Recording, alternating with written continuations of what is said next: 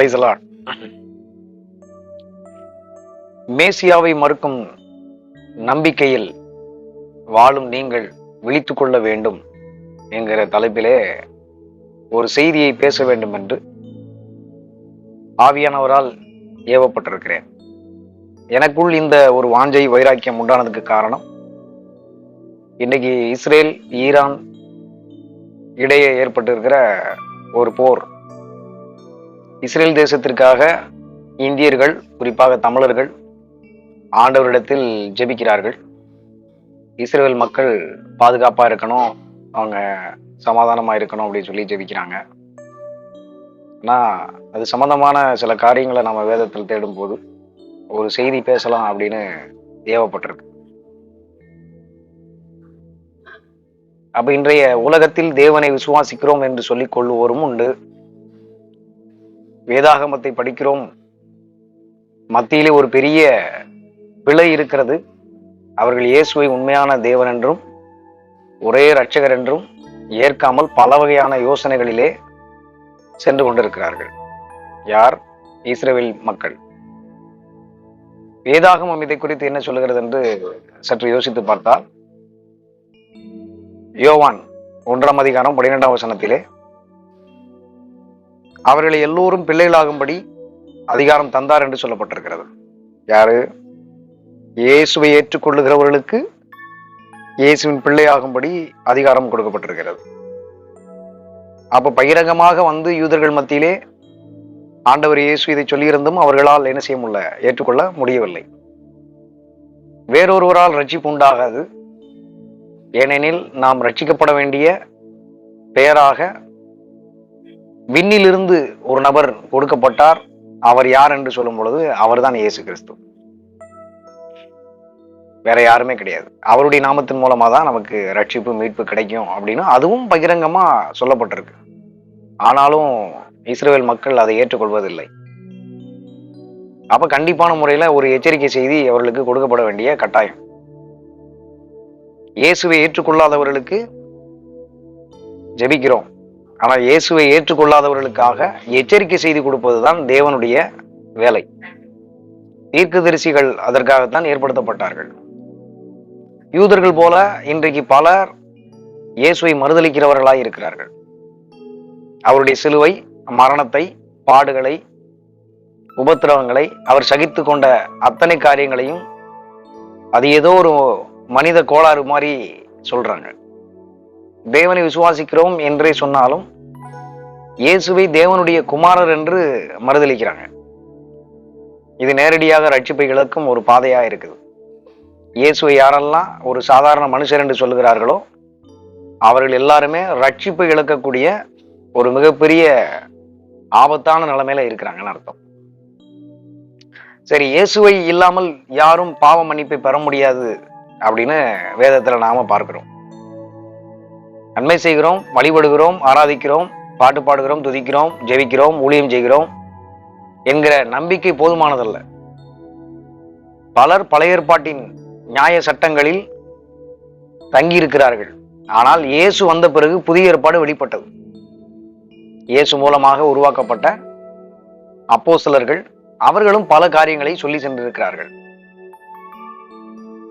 நாம் தேவனை விசுவாசிக்கிறோம் என சொல்வதும் போதாது. இயேசுவே தேவன், இயேசுவே இரட்சகர் என்று முழுமையாக விசுவாசிக்காமல் நாம் போகும் பாதை நிச்சயமாக பரலோகம் அல்ல, அது நரகம், அது வேதனை, அது சஞ்சலம் என்று உணர வேண்டும். இன்றைய காலத்து பெரும் மோசடி என்னவென்றால், பாவம் உள்ள மனிதர்களை வழிவிலகச் செய்யும் பல மத மூட நம்பிக்கைகள் வெளி தோற்றத்தில் வேதாகமத்தை போல் தெரிந்தாலும் உண்மையான இயேசுவை மறுதலிக்க செய்கின்றன. இந்த இஸ்ரவேல் மக்கள் என்று சொல்லப்படுகிற யூதர்களைப் போலவே இன்றைய பல அறிவுள்ள கிறிஸ்தவர்கள் கூட இயேசுவை முழுமையாக ஏற்க மறுக்கிறார்கள். யூதர்களைப் போலவே இப்படி முழுமையாக இயேசுவை தேவன் என்றும் சொந்த இரட்சகர் என்றும் ஏற்க மறுக்கிறவர்களுடைய முடிவு நிச்சயமாய் மோசமாயிருக்கும். அப்படிப்பட்ட நபர்களை பின்பற்றுவோர்கள் ரட்சிப்பை நிச்சயமாக இழப்பார்கள்.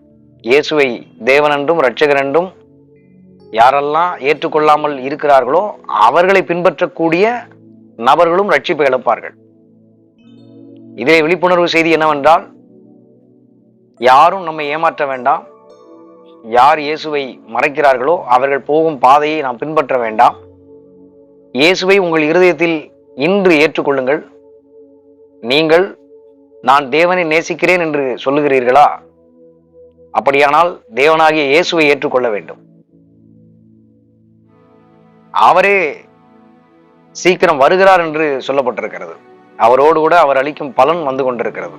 அவர் நிச்சயமாக தக்க பலனை கொடுப்பார் என்று நாம் விசுவாசிக்கணும். அப்ப இன்றைக்கு இஸ்ரேலுக்கும் ஈரானுக்கும் இடையே பல வகையான போர் நடந்து கொண்டிருந்தாலும், போர் நிறுத்தம் என்று சொல்லிக்கொண்டு அமெரிக்கா அரைக்கோவல் விட்டு கொடுத்தாலும், பல நாடுகளிடையே உலக போரினுடைய பதட்டத்தை கொடுக்கப்பட்டிருக்கிறது.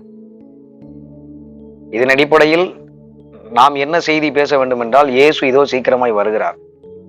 இயேசுவினுடைய இரண்டாம் வருகையை ஏற்றுக்கொள்ள இஸ்ரேல் ஆயத்தமாக இருக்கிறதா? இயேசுவே ரட்சகர், இயேசுவே ஆண்டவர், இயேசுவே தேவன் என்று ஏற்றுக்கொள்ள இந்த இஸ்ரவேல் தேசத்தில் இருக்கக்கூடிய யூதர்கள் தயாராக இருக்கிறார்களா என்பதை சற்று யோசிக்க வேண்டும்.